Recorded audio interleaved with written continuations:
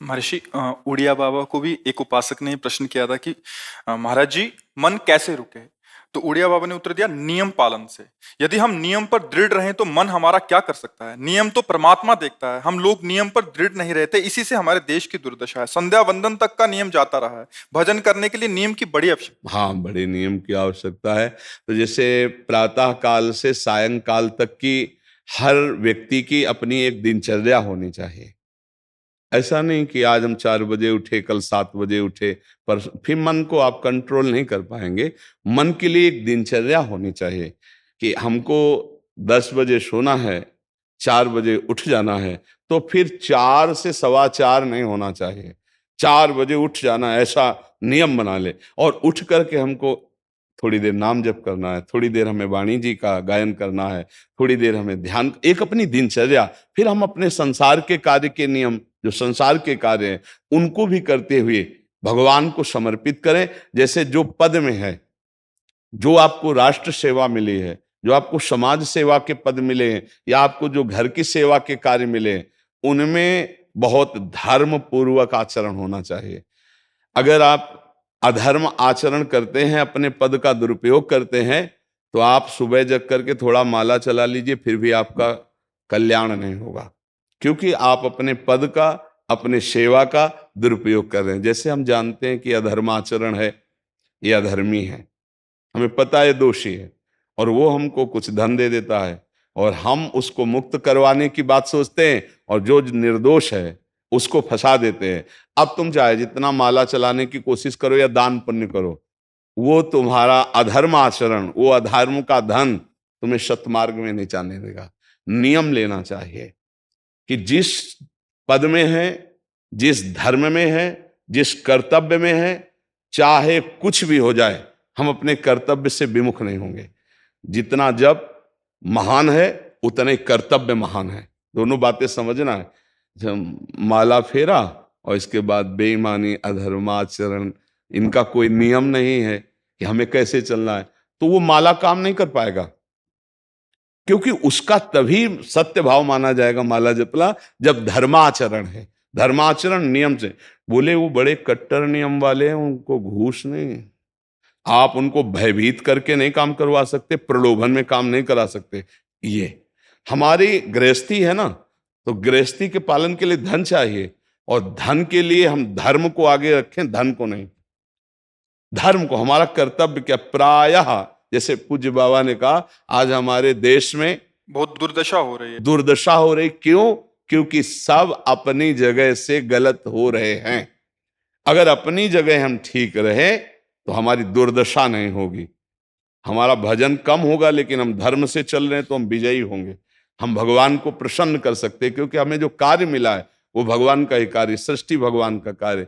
जैसे नए बच्चे कुछ वकालत पढ़ रहे थे, तो यहाँ के प्रश्न किया था कि हम जानते हैं कि वो दोषी नहीं है, हम जानते हैं कि वो दोषी है, पर दोषी हमें पैसा दे रहा है, तो हम वकालत पढ़ी इसीलिए, हम उसको जिताएंगे, तो क्या कोई पाप है? तो उनका खुला पाप है। बोले नहीं, हमारी कोई ऐसा कंपनी दो, ऐसा कुछ बोले कि हमारी कंपनी को ये सिखाया जाता है, तो हमको तो ये करना ही होगा, अगर नहीं करेंगे तो हमारी वकालत का मतलब क्या रहा? तो नहीं, वकालत का मतलब अधर्मी को मुक्त करवाना नहीं है। वकालत का मतलब अधर्मी के सबूत एकत्रित करके उसको दंड दिलवाना है, और धर्मात्मा को मुक्त करवाना है। अब इसके लिए आपके पास अर्थव्यवस्था अगर कमजोर भी है, तो धर्म व्यवस्था आपकी पूरी है। धर्म व्यवस्था ठीक है तो परिवार स्वस्थ रहेगा, सुखी रहेगा, भगवान आप पर प्रसन्न रहेंगे। अच्छा, फिर हमने तर्क रखा कि जैसे आपकी बहन के साथ कोई गलत व्यवहार करे, आपको पता है, और वो आपको 10 लाख रुपया घूस दे, तो क्या आप उसका पक्ष लेंगे? नहीं। तो फिर दूसरी बहन के साथ किया है। अब यहां विचार करना है ना, अपने भाई का अगर कत्ल किए हो, मुझे पता हो कि ये दोषी है, तो क्या हम पैसे से उसको मुक्त करने देंगे? लगेगा कि जान की बाजी लगा देंगे, और तुम्हें हम, ऐसे ही एक गरीब आदमी की किसी ने हत्या की है, तो आपका पक्ष बनता है। पर यह ज्ञान कहां मिलेगा? बिना अध्यात्म के ये ज्ञान तो मिलेगा नहीं। ज्ञान तो इस बात का मिला कि कैसे पैसा कमाया जाए। अच्छा, वो पैसा यदि अधर्म से आया है तो आपकी दुर्दशा कर देगा, आपकी बुद्धि भ्रष्ट कर देगा।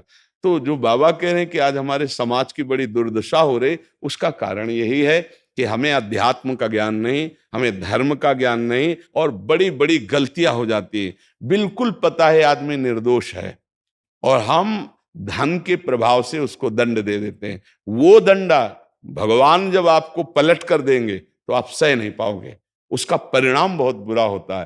तो इसलिए समाज को चाहिए अपने अपने कर्तव्य का पालन करते हुए एक नियमावली बना ले। जैसे कुछ दुकानों का नियम होता है कि वहां फिक्स रेट होता है, नहीं होता? वहां ये नहीं चलेगा कि कसम से कहते हैं कि तुम्हें हम अपना जान करके कि 100 रुपया मीटर ये मिला है, हम बिल्कुल मुनाफा नहीं ले रहे। नहीं, झूठ क्यों बोल रहे हो? दुकान खोले हो मुनाफा के लिए, झूठ क्यों बोल रहे हो? नहीं लेंगे मुनाफा, हम जितने का लाए हैं उससे मुनाफा लेंगे, पर 120 रुपया मीटर देंगे, कपड़ा बढ़िया है, नाप फिट है, इससे नीचे नहीं उतरेंगे, हमें सफाई देने की जरूरत नहीं है कि हम कसम खाते हैं या ऐसा। हम जानते हो ये बिजली है, दुकान है, नौकर लगे हैं, तो इसका मुनाफा लेने के लिए दुकान खोलें, कोई दान करने के लिए तो नहीं।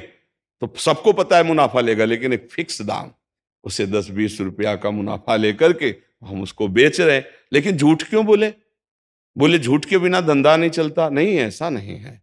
अब असत्य बोलोगे तो उससे जो आपको मुनाफा मिलेगा वो आपकी बुद्धि भ्रष्ट करेगा, और सत्य है कि मुनाफा के लिए है वही चीज, और आप एक फिक्स रेट में दे रहे, बढ़िया है। अब अगर आप कोई मिलावट करके भोजन सामग्री दे रहे हैं, आपको पता है, तो जो खाने वाले के हृदय में बैठे हुए भगवान हैं वो तुम्हारे जीवन में मिलावट कर देंगे, तुम्हारा जीवन महान दुखमय हो जाएगा। ये कहां समझा जाता है?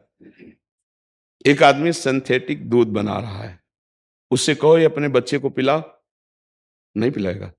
फिर ये दूसरे का बच्चा जब पिएगा तो उसकी हालत क्या होगी? दूसरे शरीर में जाएगा तो हालत क्या होगी? वो केवल धन की बुद्धि रख रहा है। एक आदमी घी में केमिकल मिला रहा है, एक ऐसे अभक्ष पदार्थ मिला है, वो स्वयं नहीं खाएगा, लेकिन वो होटलों में भेजा जाएगा, हजारों लाखों लोग खाएंगे, बीमारी बढ़ेगी, उसको रुपया से मतलब है। ये चीज, ये दुर्दशा हर जगह धर्म का ज्ञान न होने के कारण फैल रही, नहीं फैल रही। एक मरीज बीमार है, असली दवाओं में पैसे ज्यादा है, नकली दवा लेकर के असली के दाम में बेच देना, उसको बिल्कुल फायदा ना होना। लेकिन परमात्मा देख रहा है, तुम जानते हो नकली दवा है, वो तो नहीं जानता बेचारा, ज्यादा पढ़े लिखे नहीं, किसान आदमी गांव का आया है, तुमने दे दिया और उसने पैसा दिया असली के। अब वो पैसा तुम्हारी बुद्धि भ्रष्ट करेगा, तुम्हारे परिवार में कलह पैदा करेगा और तुम्हारा पतन कर देगा।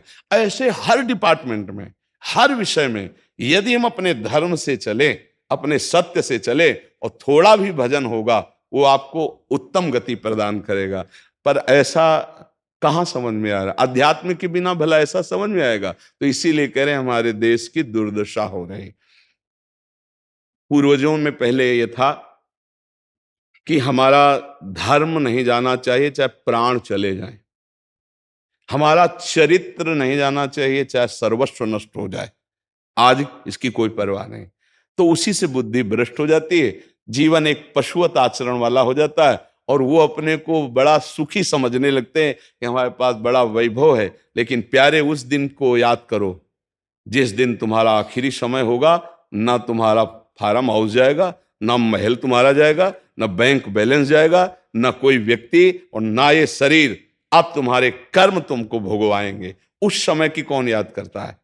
अगर उस समय की याद हो तो भय लग जाए कि नहीं नहीं, पाप नहीं करूंगा, क्योंकि जाना है यहां से। अच्छा, कब जाना कुछ पता नहीं, किसी भी समय ट्रांसफर हो सकता है इस शरीर से। तो हमें लगता है कि महापुरुषों के जो वचन हैं कि हमें एक नियम से जीवन जीना चाहिए, धर्म पूर्वक जीवन जीना चाहिए, अपने कर्तव्य का पालन करना चाहिए। जो हमारे लिए कर्तव्य, आज प्रायः धन प्रधान बुद्धि होने के कारण कर्तव्य स्वाहा हो रहा है। एक विद्यालय में विद्यार्थी के लिए जो गुरु पद में बैठा, उसका क्या कर्तव्य है? वो अपने कर्तव्य को भूला हुआ है। भला छोटे छोटे विद्यार्थियों को, जिनकी नींव पूरे राष्ट्र सेवा में, समाज सेवा में ये बन सकते हैं, अगर उनको हम सही शिक्षा नहीं दी तो उनका पूरा जीवन बर्बाद हो जाएगा। अगर उनको हम गलत सपोर्ट कर दिए तो उनका पूरा जीवन बर्बाद, क्योंकि नया जीवन है। और जगह जगह अपने अपने कर्तव्यों का यदि पालन किया जाए तो पूरा समाज सुखी हो जाए। लेकिन कर्तव्यहीनता आ रही, कोई अपने कर्तव्य को नहीं समझ रहा है।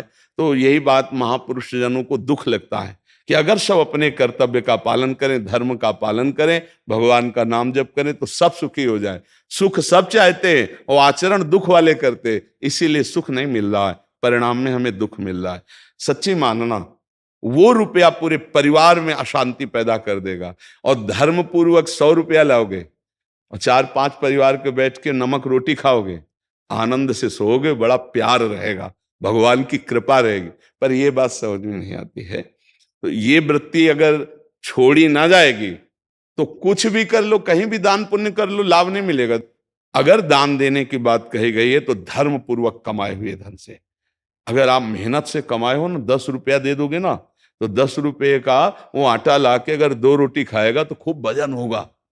वो आप 1 लाख रुपया बेईमानी का रख दोगे ना, तो बैठे बैठे वो गंदा ही सोचेगा, भजन नहीं होगा।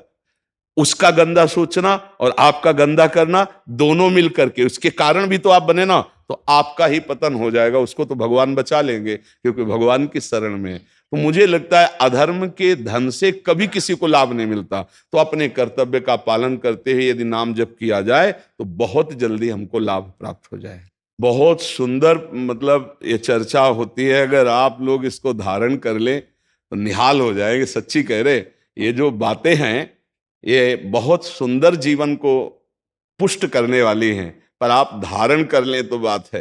नहीं नहीं तो जैसे लाभ दिखाई दे रहा 50,000, तो ये बातें भूल जाओगे, ये बातें अच्छी नहीं लगेंगी। हे यार, बहुत बढ़िया काम घर में आएगा, पर हमारी ये बात ध्यान रखना, वो 50,000 घर में अशांति पैदा कर देगा। सच्ची मानना, आप धर्म से चलना, धर्म से चलोगे तो भगवान तुम्हारी रक्षा में रहेंगे। अधर्माचरण, देखो कैसी कैसी घटनाएं होती हैं। बढ़िया कार है, फिल्मी गाना लगाए चल रहे हैं, और वो एक्सीडेंट हुआ, आग लग गई, बाहर निकल ही नहीं पाए, वो अंदर ही जल गए। क्या हुआ? ये करोड़ों रुपए की कार भूंज दिया तुमको अंदर ही बैठाल के, धू धू करके आग लग गई, अंदर जल। ऐसे जलना चाहते हो या भगवान के आनंद में चिंतन करके शरीर छोटे हो फिर दाह संस्कार हो ऐसे कि सब लोग भगवान के नाम का कीर्तन करते ही जा रहे, फिर आपका अंतिम संस्कार वहां जीवित जल गए? क्या हो सकता है? एक एक पल तुम्हारे कर्म का हिसाब होगा, एक एक सेकंड का। ऐसे कर्म करो कि हमारा अच्छा हिसाब हो, बुरा हिसाब। ये मत समझो कोई देख नहीं रहा, वो देख रहा है जिसको हिसाब करना है, वो देख रहा है। उसके लिए कोई वकील या किसी सबूत की जरूरत नहीं होती, वो सर्वांतर्यामी आपके अंदर बैठे ही देख रहा है। तो सदैव जैसे सत्संग सुन रहे हैं, तो अगर हाथ जोड़ के प्रार्थना है, थोड़ी भी बात मान लोगे तो आप सच्चे सुख के मार्ग में चलने लगोगे। नहीं तो भाई बहुत गंदी हवा चल रही है, माया की बहुत गंदगी ऐसी फैल रही, कलिकाल है ना, कि ये बातें किसी को पसंद नहीं आती। वो बात बताओ कि हम कितना रुपया कमा ले, कैसे कितने भोग भोग ले, और वो अध्यात्म में नहीं है। आपको सच धोखे में मत रहना, अध्यात्म में है। जितना आप धर्म से चलोगे उतना सुखी होगे, और लोक में है जितना धन मिल जाएगा उतना सुखी माना जाएगा। लेकिन वो सुख नहीं है, वो चंद मिनट के लिए हाइलोजन की तरह जलेगा, फ्यूज हो जाएगा। और धर्मात्मा दीपक की तरह जलेगा, पर बहुत काल तक चलता रहेगा। इन बातों का चिंतन कीजिए, खूब नाम जप कीजिए और भगवान के भरोसे रहिए, गंदे आचरण मत कीजिए।